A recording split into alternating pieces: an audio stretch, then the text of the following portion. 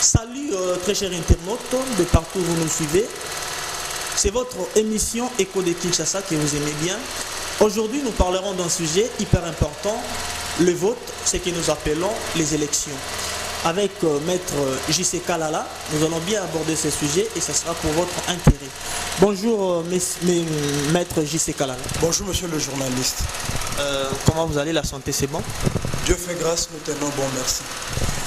Comme on avait promis à nos chers internautes, nous allons aujourd'hui parler du vote, les élections. Est-ce que par rapport à vous, étant que maître avocat, comment est-ce que vous appréhendez ça? Comment est-ce que vous prenez quand on parle du vote? C'est quoi chez les avocats? Merci pour votre question assez pertinente. Le vote par principe, il n'est pas défini que par les avocats, mais il a d'abord une définition légale. Il s'agit d'un mode de désignation des gouvernants. Voilà ce qu'il faut entendre par élection. Le mode par lequel les gouvernés procèdent à la désignation des gouvernants. Voilà de manière brève ce qu'il faut entendre par élection ou vote. Merci pour cette très belle réponse. Mais aujourd'hui, dans notre pays, la RDC, bien évidemment, bientôt là, nous aurions les votes. Est-ce que vous, étant que maître avocat, parce que nous voulons bien parler par rapport à votre domaine, vous croyez qu'il y aura lieu dans notre pays les votes?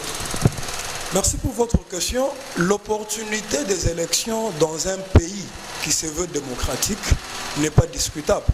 C'est-à-dire, puisque j'ai défini les élections comme étant un mode par lequel les gouvernants désignent les gouvernés désignent les gouvernants, il va falloir que par cycle de ce qu'on appelle couramment mandat, régulièrement que le peuple arrive à se désigner ses propres dirigeants.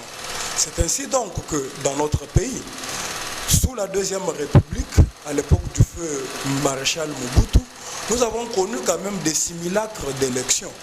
Mais depuis un moment, avec l'avènement de l'AFDEL et puis depuis 2006, il y a eu 2 cycles réguliers d'élections dans ce pays.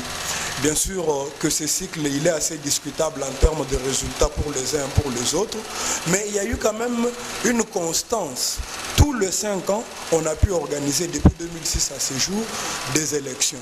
Et donc, en 2016, puisque les dernières élections dataient de 2011, les calculs mathématiques assez simplistes, vous comprendrez que de 2011 à 2016, 5 ans se seront écoulés. Et donc, il est plus qu'inopportun qu'en 2016, les gouvernés puissent encore, par la voie des urnes, désigner leurs gouvernants. Et bien sûr, là, vous étant que maître, parce que nous savons que vous savez bien parler, et par rapport à ce que nous voyons aujourd'hui, parlons du fait réel. Les Quinois disent qu'il n'y aura pas les élections parce qu'il faudrait aller droit au but. Les Quinois disent qu'il n'y aura pas les élections. Pourquoi? Parce que là-bas, on a dit, l'autre fois, Tshisekedi refusait les élections. Et aujourd'hui, il veut accepter, on ne sait pas pourquoi il veut accepter. Et les autres disent Kabila ne veut pas les élections parce que ça sera un tort pour lui, il ne sera plus réélu comme président de la République. Pourquoi? Parce qu'on a bien dit que après 2 mandats, le président ne va plus se remettre au pouvoir. Et lui ne veut pas céder le pouvoir, c'est ce qu'on dit chez le Quinois partout à Kinshasa. C'est pourquoi lui il ne veut pas que les votes aient lieu. Maintenant, vous ne parlez pas plus technique, parce que c'est tout ce que vous venez de dire tout à l'heure, là, après 5 ans, il faudrait qu'il y ait les élections. Mais parlons par rapport aux faits réels, par rapport à ce qui se voit à Kinshasa, vous étant que maître, est-ce que vous croyez que cela est possible? Merci pour votre question. Par principe, la Constitution a prévu, la Constitution du 18 février 2006, a prévu l'élection du président de la République pour un mandat de 5 ans, renouvelable une seule fois. Et donc, vous conviendrez avec moi que c'est depuis 2006 que l'actuel chef de l'État a été élu au suffrage universel direct, sous réserve de l'appréciation des uns et des autres quant à la légitimité même des résultats. De 2006 à ce jour, ça fait presque 10 ans, soit 2 mandats.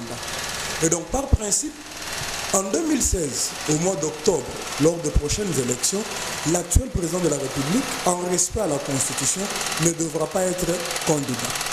D'une part. D'autre part, monsieur le journaliste, il n'y a pas que des élections présidentielles dans un État. La Constitution prévoit aussi les élections des députés, ce qu'on appelle les élections législatives, députés nationaux et sénateurs, les députés provinciaux, et plus loin encore avec la loi sur la décentralisation, les bourgmestres, les maires et même les conseillers municipaux. La réalité que nous vivons à Kinshasa et en RDC en général, c'est celle-ci, pour aller tout droit au but. En 2016, nous arrivons à terme des 2 mandats de l'actuel chef de l'État. Par principe, il ne doit pas se représenter. En 2016, nous arrivons à terme du mandat des députés nationaux. Ne parlons même pas des députés provinciaux qui siègent à ce jour illégitimement parce que leur mandat est expiré depuis 2006 et jusqu'alors, il n'y a pas eu de nouvelles élections. Que faire donc? Il faut organiser les élections présidentielles, il faut organiser les élections législatives. La Commission électorale nationale indépendante CENI nous a promulgué un calendrier. Curieusement, dans ce calendrier, la CENI aligne toutes les élections présidentielles, législatives, provinciales, municipales, communales et même au niveau des chefferies. Nous sommes en 2015, monsieur le journaliste, pour une échéance de 2015 à 2016. Il est pratiquement impossible, sur le plan technique, sur le plan d'infrastructure, sur le plan même financier, de pouvoir organiser en moins d'une année un si grand nombre d'élections. Voilà pourquoi les Kinois sont effectivement inquiets.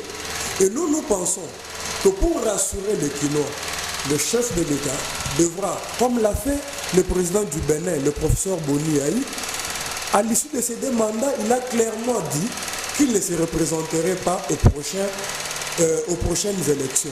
Il y a lieu de rassurer les Kinois par le chef de l'État en les garantissant qu'il pourra respecter la Constitution et ne se représentera pas aux prochaines élections d'une part, mais aussi il y a lieu d'organiser, comme on l'a fait en 2006 et en 2011, les grandes élections, c'est-à-dire les principales et les législatives.